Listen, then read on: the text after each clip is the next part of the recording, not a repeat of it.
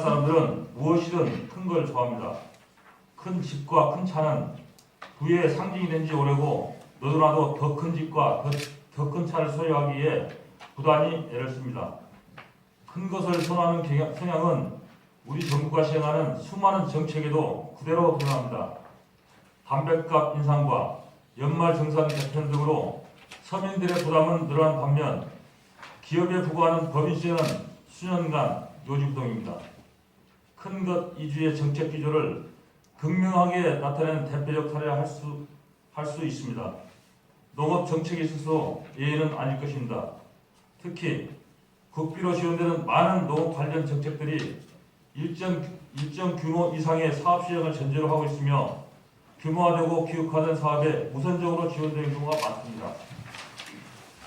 보조사업의 근본 취지는 좋은 아이템과 사업 구상은 가지고 있으나 경제적, 기술적으로 열악한 여건에 대한 시민들이 다른 동종 사업자들과 공정한 경쟁을 할 수 있도록 정부 차원에서 부족한 부분을 지원해 주는 것이라 생각합니다.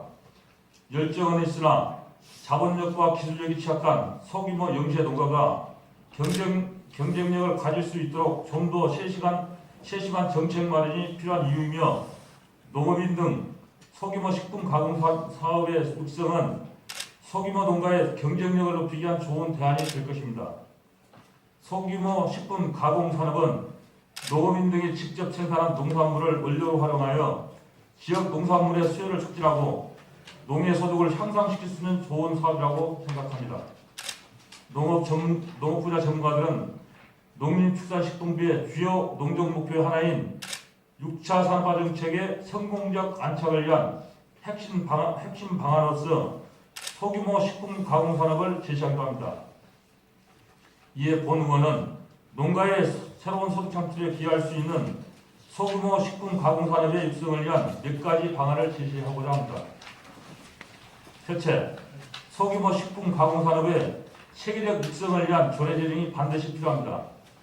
소규모 식품 가공 산업의 활성화를 위해서는 소규모 가공식품의 이해성에 대한 소비자의 불신을 해소시키는 것이 무엇보다 중요하며 식품의 안정성 확보 방안이 포함된 조례안의 마련은 소비자로부터 신뢰받는 식품 가공 산업의 육성을 위해 우리시가 할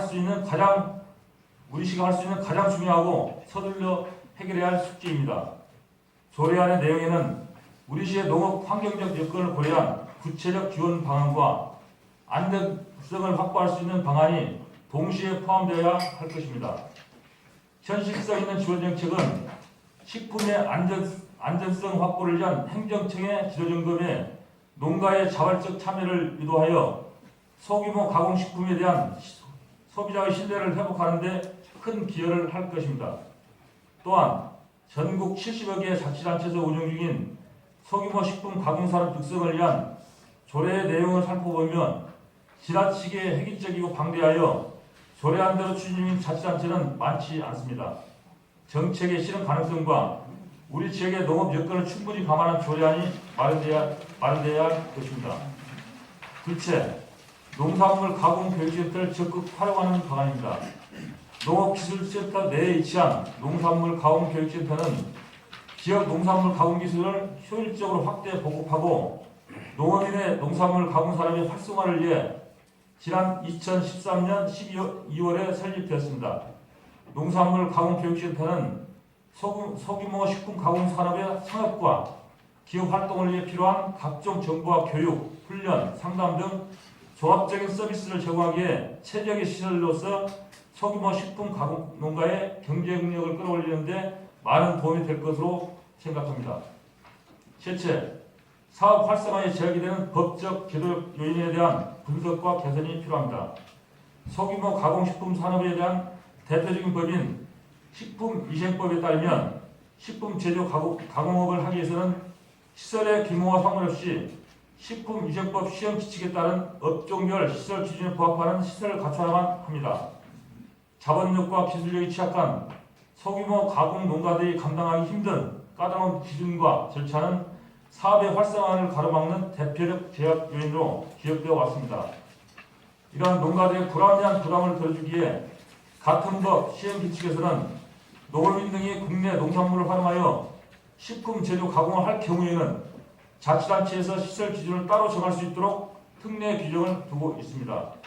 이에 따라 작년 3월 우리 시에서도 남원시 식품 제조 가공업 시설 기준 특례 규칙을 제정하여 운영 중에 있습니다만 시설 기준을 완화하여 농가에게 실질적인 도움을 주기 위한 특례 규칙의 제기능이 제대로 발휘하고 있는지 의문입니다.